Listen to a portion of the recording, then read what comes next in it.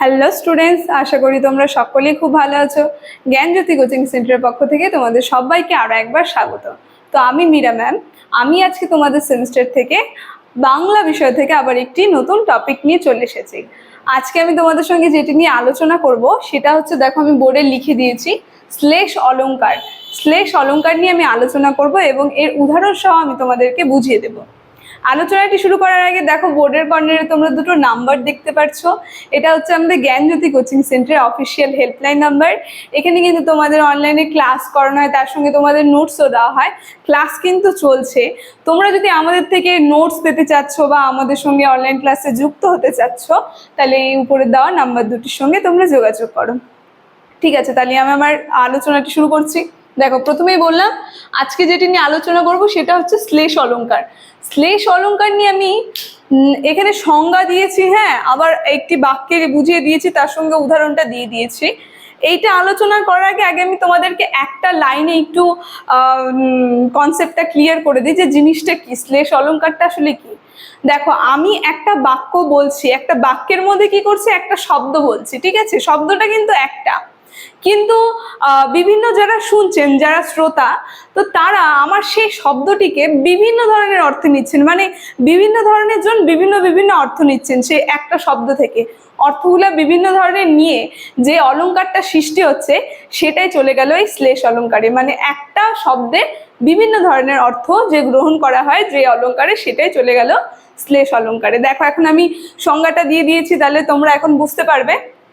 এখানে আমি বলে দিয়েছি সংজ্ঞাতে যে বাক্যে যখন একটি শব্দ বিভিন্ন অর্থে প্রযুক্ত হয় এবং পাঠ করলে পাঠক বা শ্রোতা বিভিন্ন অর্থে শব্দটি গ্রহণ করে, যে অলংকার সৃষ্টি করে তাকেই বলা হয় শ্লেষ অলংকার। ঠিক সেই একটা, মানে একটি শব্দ, তার বিভিন্ন অর্থ প্রযুক্ত হচ্ছে, আর পাঠক আর শ্রোতারা কি করছে, সেই বিভিন্ন অর্থ শব্দটি গ্রহণ করে যে অলংকার সৃষ্টি করছে তাকেই বলা হয় শ্লেষ অলংকার। ঠিক আছে, শ্লেষ অলংকারটা এটাই ছিল। দেখো, আবার আমি এখানে একটা অর্থে বলে দিয়েছি, এটাও তোমরা লিখে নেবে, কারণ পরীক্ষা তোমাদের 3 মার্কস থাকে। তো উদাহরণ সহ তোমরা এই জিনিসটা গোটাটা সম্পূর্ণটা লেখার চেষ্টা করবে। ঠিক আছে, দেখো কি বলেছে, একটি শব্দ যখন একের বেশি অর্থে একবার মাত্র বাক্যে ব্যবহৃত হয় তখনই সেটা হয়ে যায় শ্লেষ অলংকার। ঠিক আছে, তখনই হলো শ্লেষ অলংকার হয়। তো এইটাই ছিল। দেখো, আমি উদাহরণটা তাহলে বলে দিই, সংজ্ঞাটা তো বলে দিলাম, উদাহরণটা বলে দিই, তাহলে আরো ভালো করে বুঝতে পারবে। আর উদাহরণটা আমি বুঝিয়ে দিচ্ছি। দেখো, বলেছে, আছিলাম একানি বসিয়া কাননে, অনলে তোমার স্বামী বান্ধে নিজ গুণে। এখানে কার কথা বলছে বলো তো? এই লাইনটাই বলছে, মানে এমনি অর্থে আমি যদি বলি, একাই কাননে বসেছিল, মানে হচ্ছে জঙ্গলে বসেছিল। তো তখন কি হচ্ছে, তার স্বামী এসে তাকে কি করছে, বেঁধে নিয়ে আসছে তার নিজের গুণের জন্য। ঠিক আছে, তো এই জায়গাটায় কার কথা বলছে, এই জায়গাটায় যদি আমি তোমাদেরকে উদাহরণ দিই, ফুলোরা যে আছে, ফুলোরার কাহিনীতে বলেছে যে মা চণ্ডী আছে, সে হলো একটা রূপ ধারণ করেছিল। ঠিক আছে, গোধক, সে যে রূপটি ধারণ করেছিল সেটা হচ্ছে গোধক রূপ। গোধক রূপ সে ধারণ করে জঙ্গল দিয়ে যাচ্ছিল। ঠিক আছে, জঙ্গলের মধ্যে বসেছিল মা চণ্ডী। ফুলোরার যে স্বামী আছে তাকে, আর মা চণ্ডী কি রূপ নিয়েছিল, মা চণ্ডী একটা পশু বা জন্তু রূপ নিয়েছিল, গোধক রূপ নিয়েছিল। তো ফুলোরার স্বামী শিকার করতে বেরিয়েছিল, তার তীর ধনুকে, এই যে এই লাস্টের লাইন যে বলছে গুণ, ঠিক আছে, তো তার তীর ধনুকে তাকে কিন্তু বেঁধে নিয়ে আসছে।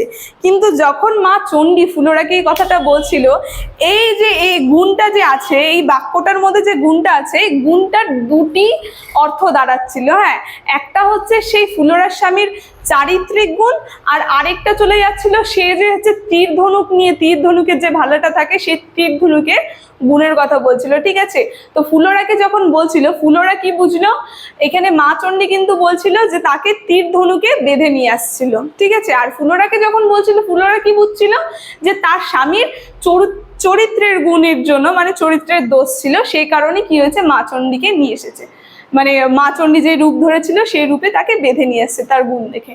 তো এই যে একটা শব্দ, কিন্তু তার দুটো অর্থ জানাচ্ছে, শ্রোতারা দুভাবে নিচ্ছে। ঠিক আছে, তো এইটাই চলে গেল এই শ্লেষ অলংকারে। তো শ্লেষ অলংকারের আলোচনাটি আজকে আমার এতটুকুনি ছিল। আলোচনাটি আমি এখানেই শেষ করছি। ভিডিওটি যদি তোমাদের ভালো লেগে থাকে তাহলে অবশ্যই like, comment, share and subscribe করে দিও। Thank you.